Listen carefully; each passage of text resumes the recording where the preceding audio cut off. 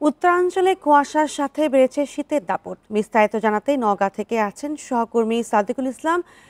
সাদিকুল, কি অবস্থা এখন নওগাঁর? শীতের দাপট কেমন দেখছেন এবং সেজন্য মানুষের কি ঠান্ডাজনিত রোগ প্রকোপ বেড়েছে কিনা?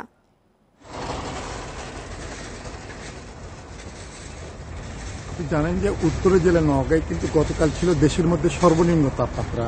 আর আজকের কথা যদি বলি, আপনি জানেন যে এখন 8টা পার হয়ে গেছে, তারপরেও দেখবেন যে আমার পিছনে 5-10 দূরে কিন্তু কিছু দেখা যাচ্ছে না। ঘন কুয়াশার চাদর কিন্তু মুড়ে আছে রাস্তাঘাটে। এখন দিনের বেলাতেও কিন্তু আপনি দেখেন যে লাইট জ্বালিয়ে কিন্তু যানবাহন চলাচল করতে হচ্ছে। এই অবস্থাটি কিন্তু জেলায় কিন্তু বিরাজ করছে।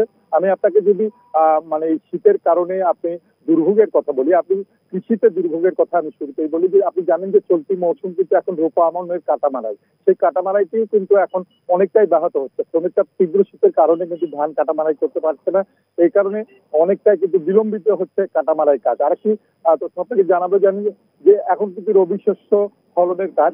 এখন আপনার ধরেন যে আপনার আলু, সরিষা সহ অন্যান্য যে রবি শস্য আছে সেগুলো কিন্তু মাঠে রোপণের কাজ চলছে, কিন্তু এই তীব্র শীতের কারণে সেটিও কিন্তু অনেকটাই বিলম্বিত হচ্ছে।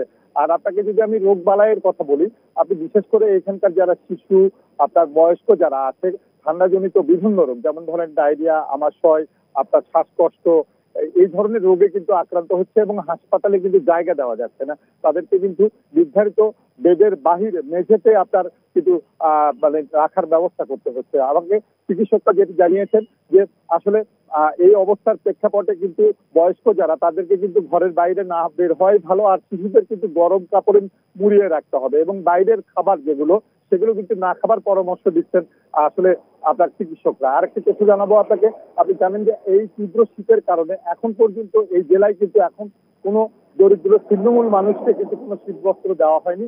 আর যে কারণে যারা দিনমজুর, বিশেষ করে যারা রিক্সা ভ্যান চালক, আপনার যারা প্রতিদিন আপনার মাঠে ঘাটে কাজ করেন, তাদের কিন্তু প্রচন্ড শীত কষ্ট পোহাতে হচ্ছে।